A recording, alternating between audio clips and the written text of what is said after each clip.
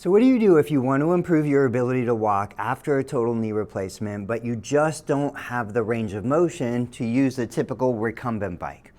When we're working with somebody who has a little more stiffness, maybe the knee is tighter than expected, maybe it's a larger component for stability, we can't get 90 degrees of knee flexion, but we still want to progress that person in physical therapy. We want to get them from a walker to a cane to no assistive device.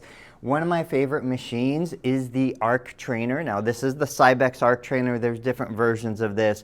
This is not an elliptical. An elliptical will move in a full ellipse pattern. This one will arc front to back. So it's a hybrid between, it's not an elliptical, it's not a Stairmaster, it's not a treadmill.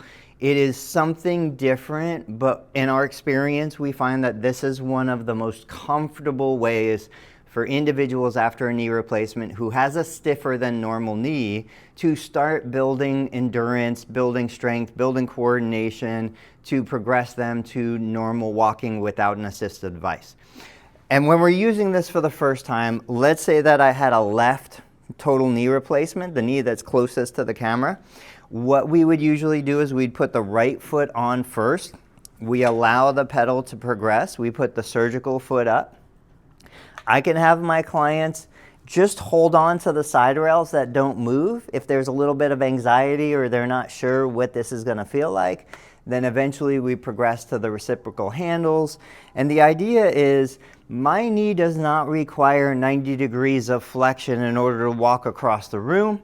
It also doesn't require 90 degrees of flexion to be able to use the Arc Trainer. Usually a recumbent bike will require more knee flexion. The things that I like about a machine like this, there's no impact. My feet never break contact with the pedals. There's a reciprocal motion of each foot, so I can't take a short stride on the surgical leg and a long stride on the non-surgical. It requires me to do symmetrical stepping. If my left foot goes 6 inches forward, my right foot goes 6 inches back. And it gives me a vertical component. When we're walking across the floor, especially a flat surface, it's very easy for the skeletal system to support you, but the muscles aren't working as much.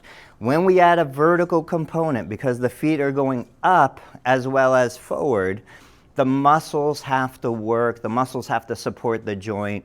So we get a better physiologic response, we get a better biomechanical response when we're using something like this, but most importantly, we get less pain, we get less anxiety, we get less guarding. I will often start patients within the first week after a total knee replacement on a machine like this when they probably can't get a full revolution on a recumbent bike for 4 to 6 weeks. Now, there are seated ellipticals that some patients will use. They're awesome. It's called a New Step or something similar. They're great devices, but they're non-weight bearing. The person is sitting while they're getting the legs to move back and forth. I love this because of the weight-bearing status of it. It's more functional, it's more real world. Guys, if you're looking for tips like this, follow the channel. Let me know what you want to know in the comments, and I'll see you on the